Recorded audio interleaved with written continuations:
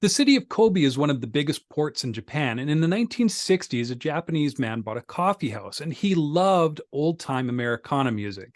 He named the coffee shop Lost City after the band the new Lost City Ramblers and modeled it after Greenwich Village coffee houses at the time.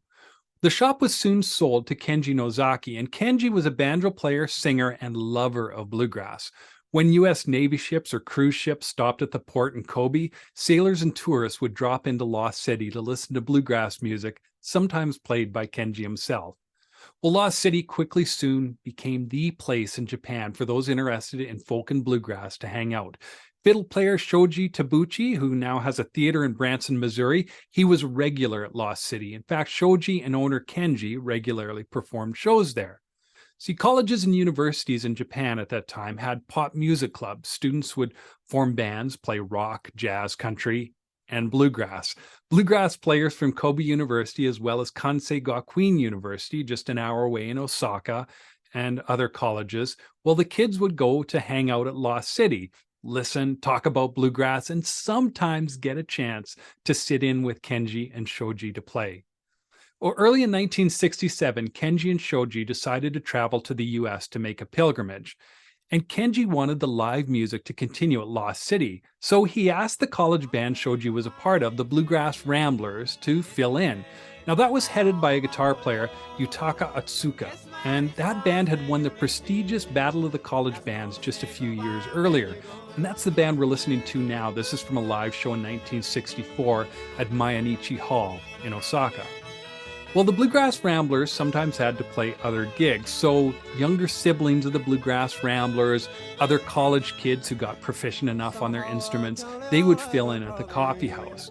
Now, the Bluegrass Ramblers, the siblings, these other players, they got so that they could just kind of play along with one another and form a band whenever it was needed, depending on who was available to play at a gig. They also became very versatile musically. Typically, these pop bands in universities and colleges could only play about 10 songs really proficiently. But when playing for drunk servicemen, well, it was important to play and able to play any request, regardless of the genre. Well, the US about this time got wind that bluegrass and country music was becoming popular in Japan. In 1968, Lester Flatt and Earl Scruggs booked a tour there. Now, initially, Lester and Earl were concerned about the crowds. They didn't have to worry.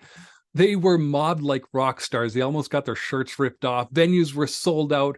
Regular members of the Lost City Coffee House finally got to see American bluegrass for the first time. Some of them even flew to Tokyo to catch the first Flatt and Scruggs show and then fly back closer to home to Osaka and Kobe to catch the other shows.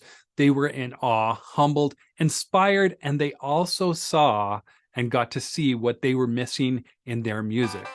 Well, by 1970, the young players of the Lost City Coffee Shop felt comfortable enough to record an album.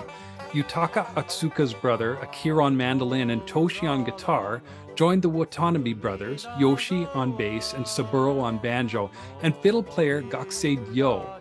Now, the album was titled Run Mountain. I don't own that album, but I do own the Bluegrass 45's Caravan album. I think this is from 1971. They called themselves the Bluegrass 45s. We're going to please stay tuned for part 2. We're going to learn more about the Bluegrass 45s and their big trip to the US.